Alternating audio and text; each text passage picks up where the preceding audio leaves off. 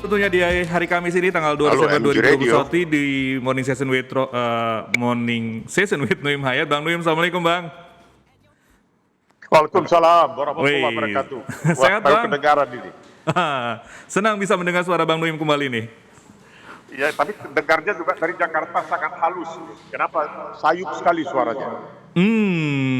Oke. Saya cukup coba untuk lebih Kalau optimal lagi. saya udah dimaksimalkan di sini, cuman Jakarta yang belum maksimal. Oke, kalau begini Bang, suara saya sudah cukup jelas Bang? Ya, mendingan.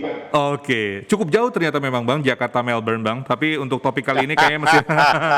Tapi komunikasi dengan bulan dan planet Mars dan Mari juga sudah bisa. Bang Noim, ini menarik Bang, karena Bang Noim ini sudah cukup lama Bang. Kalau saya sudah mengatakan dan berintonasi seperti itu, saya sudah tidak terhitung lagi kan tahunnya berapa tahun Bang Noim sudah berada di Australia. Dan tentunya kita juga pengen tahu nih terkait dengan masa sidang parlemen di Australia. Rasanya tepat sekali kalau memang misalkan kami tanyakan hal ini langsung ke Bang Nuim. Bang, apa sih sebenarnya hal-hal apa yang bisa kita perlu ketahui terkait dengan masa sidang parlemen Australia yang berakhir hari ini? Informasinya seperti itu.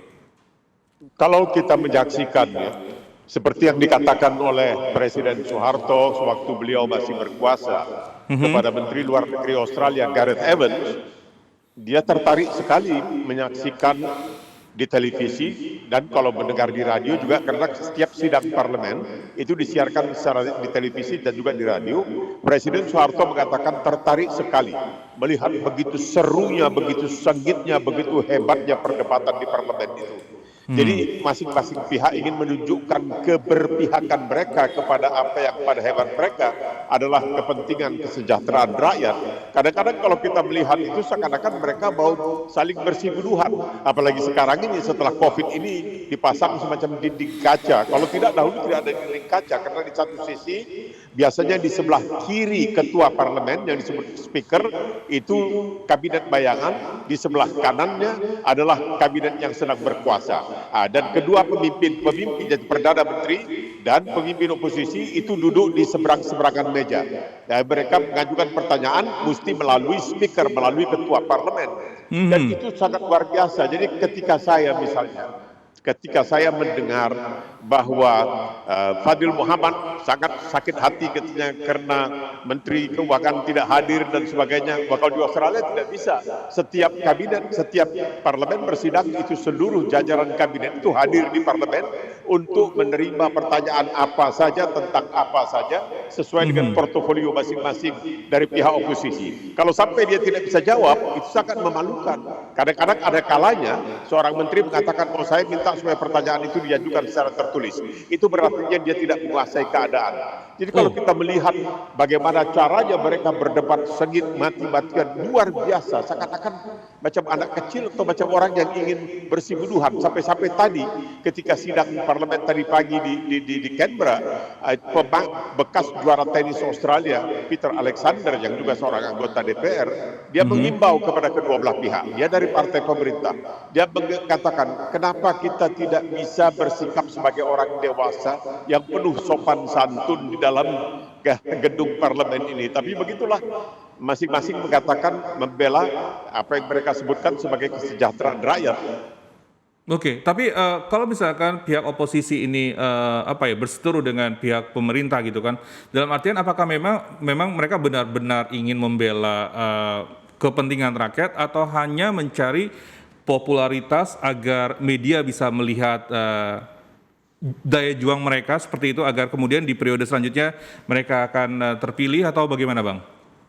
Tidak bisa, kalau media aja di sini tidak bisa dibohongi. Kadang-kadang malahan menteri itu bisa konsultasi dengan seorang wartawan, karena wartawan itu karena dia spesialisasi dan dia menguasai keadaan dan akan ketahuan. Kalau itu hanya sebagai basa-basi itu akan ketahuan. Ini benar-benar, sebab soalnya begini Hadi. Kalau mereka cari makan di tempat lain, itu pasti pendapatan penghasilan mereka lebih tinggi. Jadi misalnya pernah ya, ketika gaji seorang Perdana Menteri di Australia ini, seperti John Howard waktu itu, hanya $300,000 satu tahun, 300.000 setahun. Sedangkan gaji seorang ketua persatuan sepak bola Australia, itu lebih dari $2 juta. Tapi ketika ditanyakan kepada orang seperti John Howard, kenapa kamu sih memilih untuk jadi Perdana Menteri dengan gaji yang begitu kecil, saban hari dikritik, di koran, di mana-mana, di televisi, ya tentu ada yang bela juga. Ya, tapi John Howard mengatakan, ini kesempatan untuk mengabdi kepada rakyat. Jadi penting sekali kesempatan mengabdi untuk rakyat itu sehingga nanti tercatat di dalam sejarah bahwa mereka ini pernah menjadi Perdana Menteri dan selama jadi Perdana Menteri pernah mendatangkan kemajuan kepada Australia dan lain sebagainya. Itu penting sekali bagi mereka, bahkan lebih penting daripada uang saja. Seperti saya katakan, sekarang saja pun gaji Perdana Menteri sebagai kepala pemerintahan Australia bukanlah gaji yang tertinggi di kalangan misalnya apa yang disebutkan sebagai kepegawaian negeri di Australia. Masih banyak dirjen-dirjen yang gajinya lebih tinggi dari gaji Perdana Menteri. Kok mereka mau? Coba bayangkan, Perdana Menteri punya 2 anak perempuan yang masih kecil-kecil.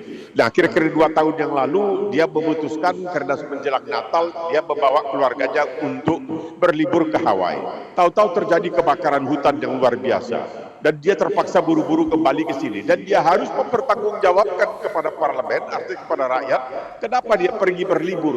Padahal itu hak dia. Tapi kan hak dia itu tidak bisa lebih tinggi daripada hak rakyat. Karena dia adalah abdi rakyat. Jadi biarpun dia Perdana Menteri, biar apa, dia mau pergi holiday, dia mau pergi berlibur, dia terpaksa kembali buru-buru.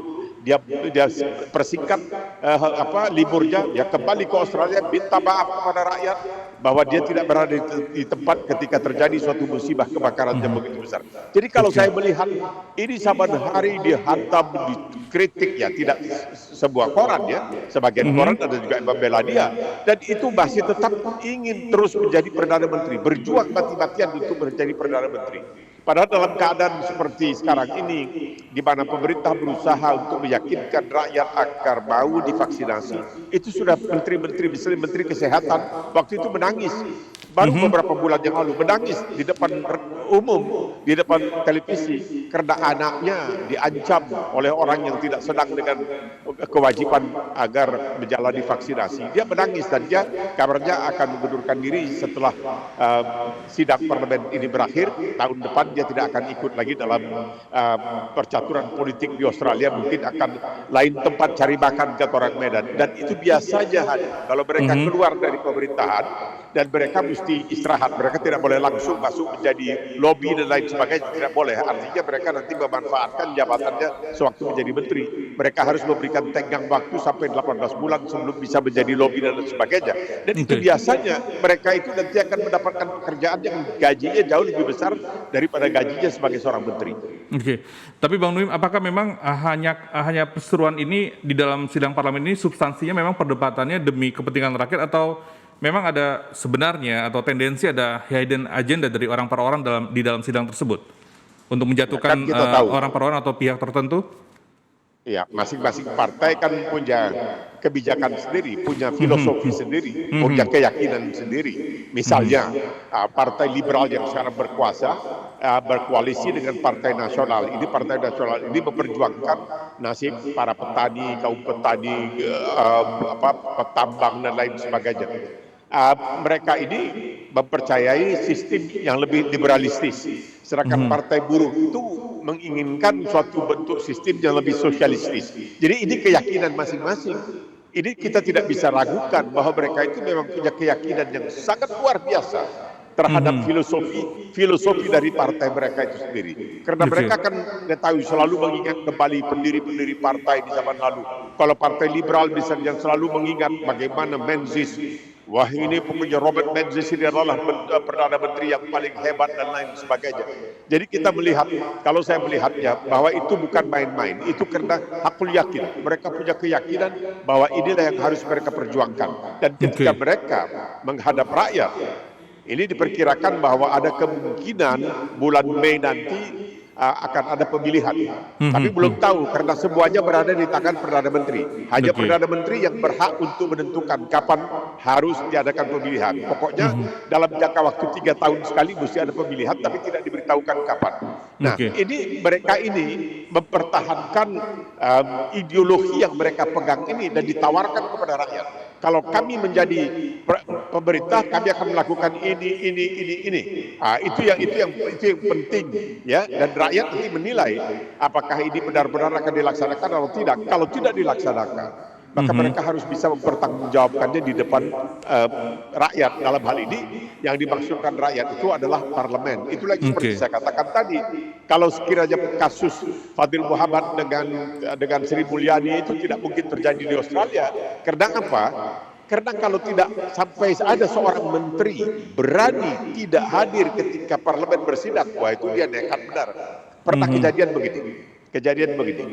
Waktu itu di dalam pemerintahan Australia dipimpin oleh John Howard, Alexander Downer sebagai Menteri Luar Negeri.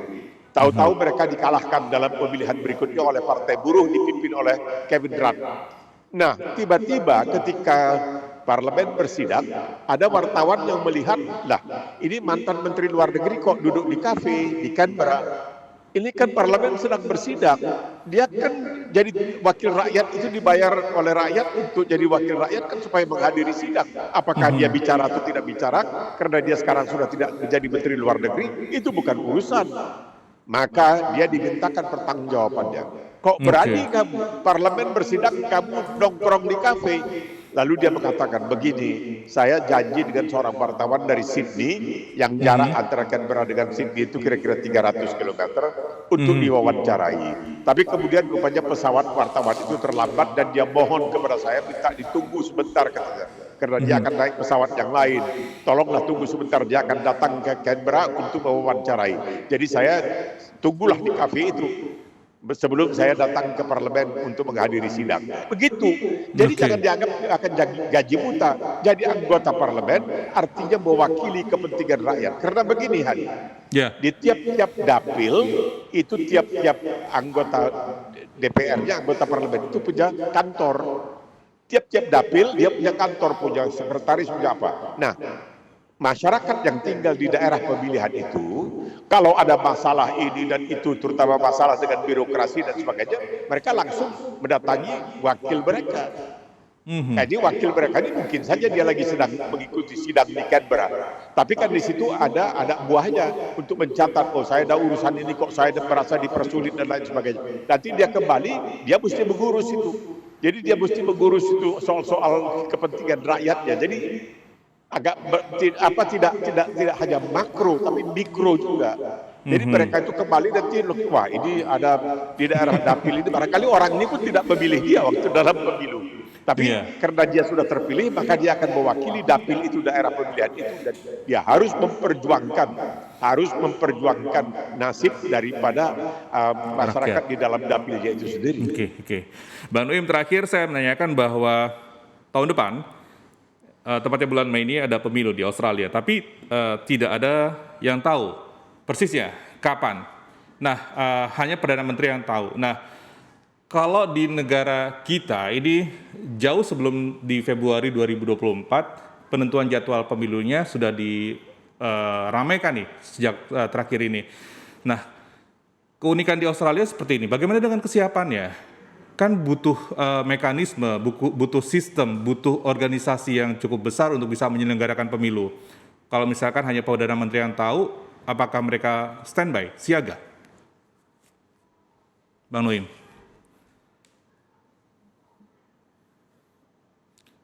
Jadi memang tadi terakhir Bang Nuim mengatakan bahwa tahun depan ini pemilu dan tidak ada yang tahu kapan berlangsungnya pemilu kecuali Perdana Menteri. Yang saya coba tanyakan adalah bagaimana kesiapan dari parlemen sendiri, pemerintah Australia sendiri untuk menyiapkan mekanisme, sistem, dan juga kesiapan logistik terkait dengan pemilu. Kita akan bertanya kepada Bang Nuim. Ya, halo Bang. Halo Adi. Ya, gimana Bang? Soalnya kesiapan, jadi kalau kita di Indonesia kan ada KPU. Ya kan? Ya. Di sini ada Electoral Commission, Komisi Pemilihan Umum juga namanya. Mereka itu hanya tinggal menanti saja. Begitu Perdana Menteri mendatangi Gubernur Jenderal, minta kepada Gubernur Jenderal untuk membubarkan parlemen dan mengumumkan bahwa pemilihan umum akan diadakan sebulan dari sekarang. Mulailah kampanye dan lain sebagainya. Dan itu mereka bekerja itu dengan seakan-akan apa ya? nggak kelihatan kalang kabut begitu sih, enggak. Pokoknya tiba masa pemilihan, ya sudah, orang memberikan suara. Masalahnya di sini, setiap orang yang sudah mencapai usia dewasa dan sebagai warga negara Australia diwajibkan untuk memberikan suara di dalam pemilihan umum. Tapi ini tidak benar. Ini tidak benar. Kenapa tidak benar?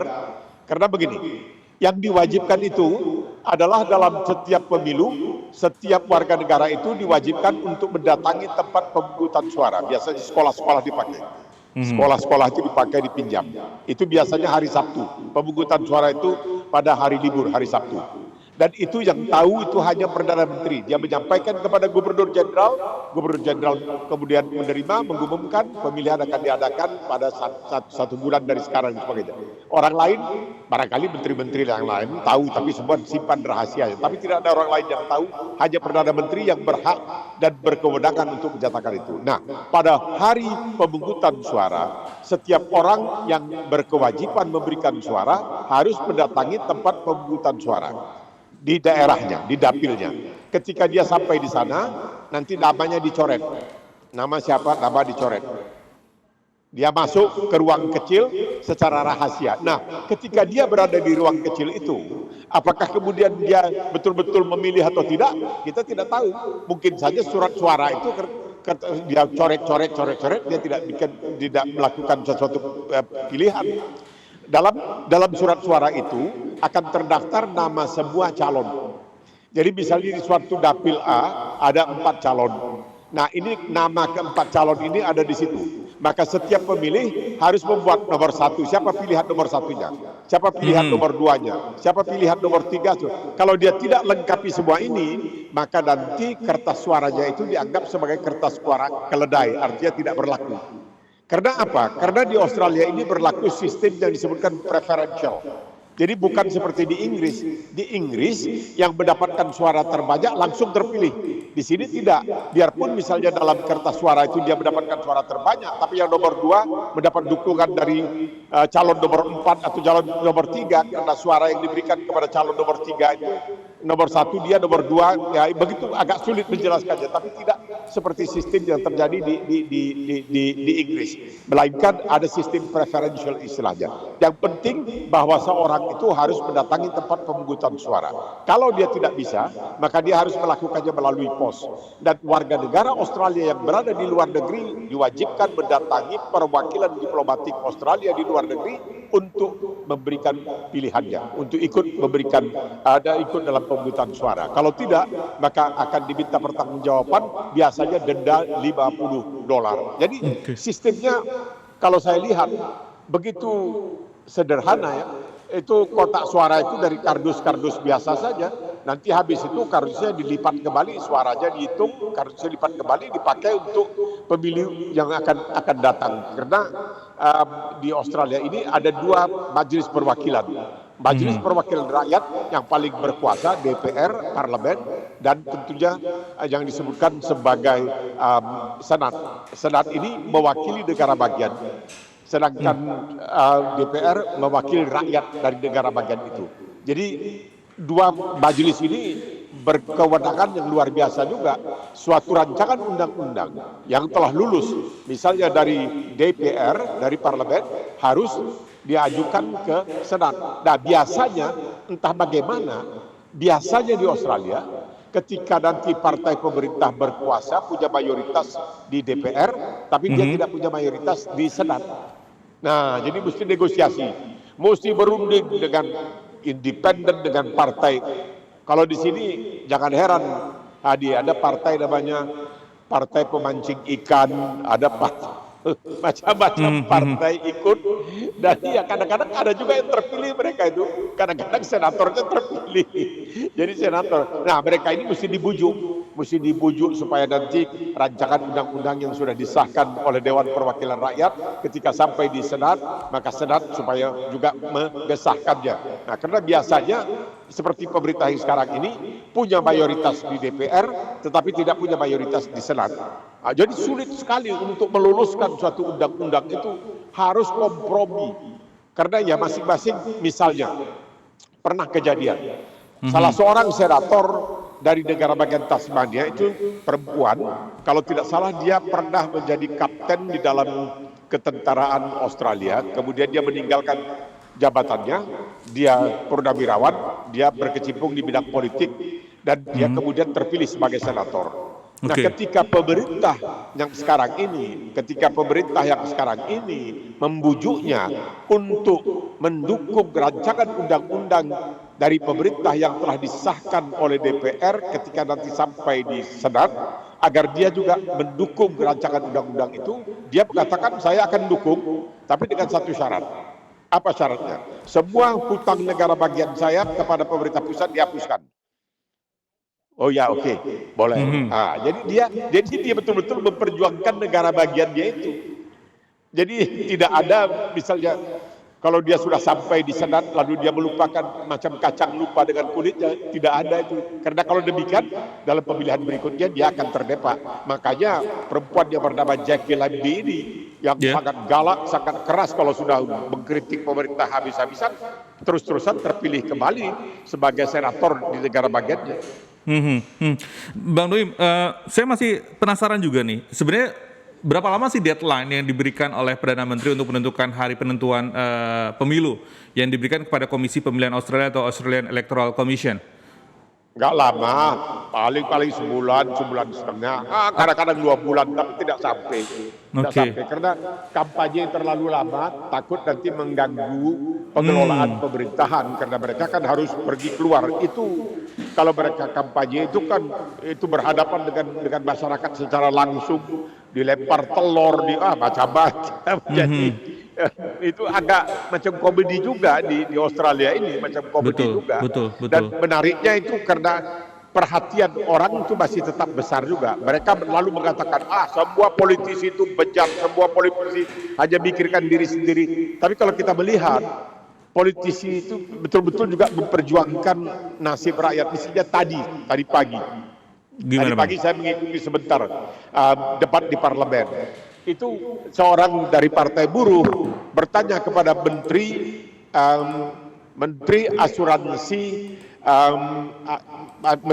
Asuransi Disabilitas untuk orang-orang yang cacat, yang disabilitas. Menteri anggota Partai Buruh ini mengatakan, di daerah pemilihan saya ada seorang anak umur 7 tahun yang sakit begini-begini, kenapa kemudian asuransinya dihentikan? Ada ini namanya, dan si menteri bilang dia nggak bisa tahu dong. Saya tidak tahu semua orang cacat di seluruh Australia ini, saya nggak kenal. Saya hanya mengurus portofolio untuk asuransi, tapi nanti saya akan katakan kepada kantor saya untuk mengecek. Jadi begitu caranya. Jadi hal yang sepele seperti itu, seorang anak umur 7 tahun yang oleh Partai Buruh yang beroposisi dianggap telah disia-siakan, dibengkalaikan, tidak dipedulikan, seakan-akan oleh lembaga negara, dia bisa mengadukan kepada anggota DPR-nya. Anggota DPR-nya bisa membawa ini ke sidang parlemen nasional yang disiarkan di televisi, disiarkan melalui radio, sehingga sehingga menteri yang bersangkutan mengatakan, wah, saya pada ngerti, pada saya tahu siapa anak tersebut, kan saya mengurus portofolio asuransi untuk orang-orang cacat. Saya tidak tahu setiap orang cacat yang ada di Australia, tapi sekarang sudah ada sebutkan, saya minta namanya, nanti saya teruskan kepada bawahan saya supaya ini dicek dan apakah ini benar terjadi atau tidak. Jadi bisa pengaduan yang terjadi secara langsung. Itu yang barangkali membuat orang masih percaya kepada sistem demokrasi yang diterapkan di Australia ini, yang mirip dengan sistem demokrasi yang terjadi di Inggris, yaitu Westminster Democracy. Bang Noim, pemberian suara di Australia ini dalam pemilihan ini bersifat rahasia, sehingga bebas dan aman memberikan suara pada calon siapa saja dan tidak satu orang pun diizinkan untuk mengetahui siapa pilihan Anda, kecuali Anda memilih untuk memberitahu mereka. Tadi kita juga tahu poin bahwa mereka yang tidak ikutan pemilu akan didenda. Ini konteksnya ketika di dalam bilik suara mereka tidak memilih salah satu calon. Ini beda kontekskah dengan menyatakan secara declare di depan umum, saya tidak akan mengikuti pemilihan umum, maka silakan saya boleh didenda. Itu atau bagaimana, Bang? Ya enggak, kalau sudah sampai di bilik suara itu hak dia. Itu kertas suaranya kan tidak diketahui itu kertas suara siapa. Begitu kita masuk, kita sampai di tempat pemungutan suara, kita mengatakan nama saya ini, nama kita dicoret. Ya, saya nggak pernah ikut ya karena saya warga negara Indonesia. Oke. Namanya dicoret dari daftar, dia diberikan kertas suara satu.